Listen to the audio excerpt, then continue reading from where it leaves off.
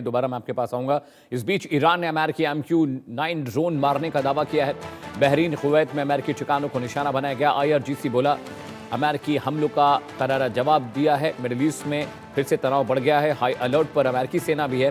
Middle east में America और Iran के बीच तनाव लगातार गहराता जा रहा है, बढ़ता जा रहा है। ईरान के इस्लामिक रिवोल्यूशनरी गार्ड्स कॉर्प यानी IRGC ने दावा किया है कि उसने अमेरिकी सेना के मॉडर्न MQ-9 रिपर ड्रोन को मार गिराया। इसके साथ ही ईरान का कहना है कि बहरीन और कुवैत में मौजूद अमेरिकी सैन्य ठिकानों पर भी हमले हुए हैं मिसाइलों और ड्रोन के जरिए। ये दावा ऐसे वक्त में सामने आया है जब अमेरिका ने ईरान के कई सैन्य ठिकानों को निशाना बनाया था। बंदर अब्बास में हमले हुए हैं। उनका कहना है कि ये कार्रवाई अमेरिकी सैन्य हमलों का जवाब है और यदि वॉशिंगटन अपनी कार्रवाई करता है तो आगे भी कड़ा जवाब दिया जाएगा। हालांकि ईरान के इन दावों की स्वतंत्र पुष्टि अभी तक नहीं हो पाई है। अमेरिकी प्रशासन की ओर से भी इन सभी दावों पर विस्तृत जानकारी, आधिकारिक प्रतिक्रिया आने का भी इंतजार है। इस घटनाक्रम के बाद पूरे खाड़ी क्षेत्र में सुरक्षा व्यवस्था और सख्त कर दी गई है।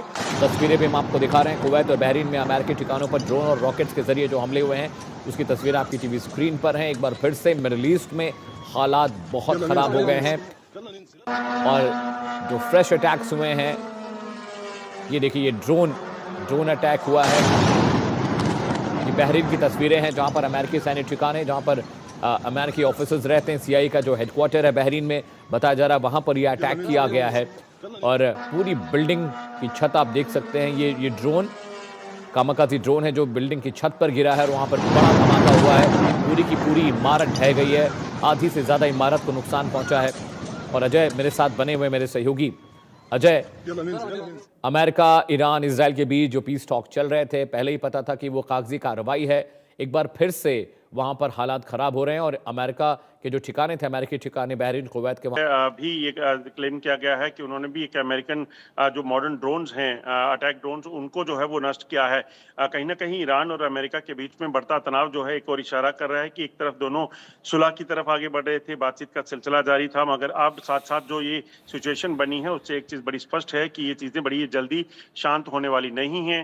जिस तरीके से ये लगातार हुआ है उसके बाद एक चीज बड़ी स्पष्ट है कि अभी बातचीत जो है वो खाली नाम मात्र रहेगी और एक बार फिर से तनाव अगर अटैक और काउंटर अटैक वापस शुरू हो गए हैं तो इसका मतलब साफ है कि ये जो हालात हैं और आगे आने वाले दिनों में बिगड़ सकते हैं। अभी ईरान ने क्लेम किया है कि उन्होंने जो है उनके एक ड्रोन को मार गिराया है और अगर और हमले हुए तो उसका जवाब जो है वो देंगे।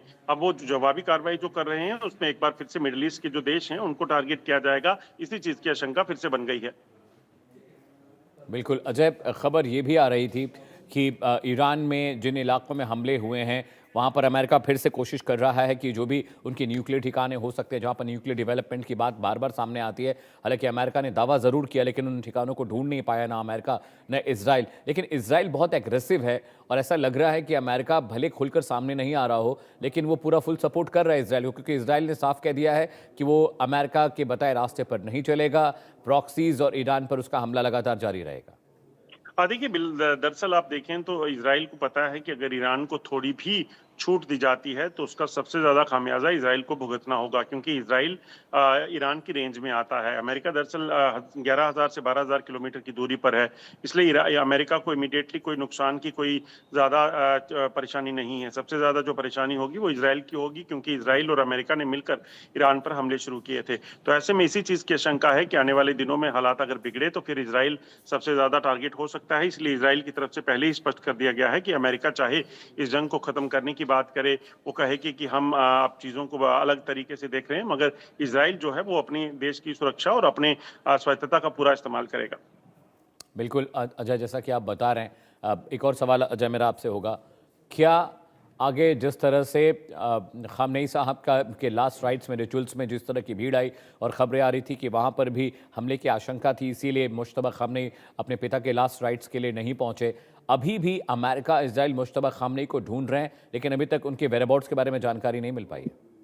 देखिए, जंग के दौरान कहीं ना कहीं स्ट्रेटजीज जो रहती हैं देशों की वो बिल्कुल एक ही रहती हैं। उनको एक ही चीज पता है कि उन्हें किसी भी तरीके से टारगेट करना है एक दूसरे को और एक दूसरे की कमजोरी को टारगेट करना है। जब अयतुल्लाह खamenei को मारा गया था तो पहले ही दिन नुकसान कर उनको मार दिया गया, उनके डिफेंस मिनिस्टर को मारा गया, कई जनरल्स मारे गए। उसके बाद से लगातार वो मुस्तफा खamenei को तलाश में लगे हुए हैं, हालांकि उसमें सफलता नहीं मिली है। और इसी वजह से आप देखें तो मुस्तफा खamenei भी जो है वो बड़े स्पष्ट तौर पर बाहर जो है वो नहीं दिखते हैं, पब्लिक में अभी नहीं दिख रहे हैं, उनके अपीयरेंस कम है। उसके पीछे की वजह यही है कि लीडरशिप अगर नुकसान होता है तो किसी भी देश की जो सिस्टम है उसको चरमराने में ज़्यादा समय नहीं लगेगा। इसीलिए शायद मुज्तबा खमनी को बचाने का तरीका ये ढूंढ निकाला है और इनको पता है कि अमेरिका कभी भी या इजराइल कभी भी इस पर उन पे हमला कर सकता है, तो ये एक वजह हो सकती है। बिल्कुल अजय, आप साथ रहिएगा। तस्वीर एक बार फिर से दिखाते हैं। एक कामाकाजी ड्रोन जो बहरीन में गिरा है अमेरिकी ठिकानों पर। ये देखिए, ये रॉकेट से अटैक किया गया है। कुवैत की तस्वीरें हैं। वहां पर दावा किया ईरान ने कि जो MQ-9 रिपर ड्रोन था अमेरिका का, वो ईरान ने मार गिरा। उसकी तस्वीरें आपकी दाएं तरफ आप जो तस्वीरें देख रहे हैं ब्लैक एंड व्हाइट में, वो तस्वीरें MQ-9 रिपर ड्रोन की है जिसे गिराने का, मारने का दावा ईरान ने किया है। और दूसरी तरफ जो तस्वीरें वो बहरीन की हैं, जहां पर अमेरिकी ठिकानों पर कामाकाजी ड्रोन के जरिए हमला हुआ है। बिल्डिंग का ऊपरी हिस्सा बिल्कुल क्षतिग्रस्त हो गया है और ये ड्रोन पूरी स्पीड से आकर गिरा है। ये इलाका जहां पर अमेरिकी सिटीजन्स रहते हैं, CIA का हेडक्वार्टर भी इसके बहुत करीब है। यहाँ पर अमेरिकी फ़ौजियों के होने की बात भी कही जा रही थी और ईरान ने भी ये बात कही है कि जिस तरह से बंदर अब्बास पर हमले हुए उसका हमने बदला लिया। जय बहुत बहुत शुक्रिया। फिलहाल आपका खबरों में आगे बढ़ते हैं।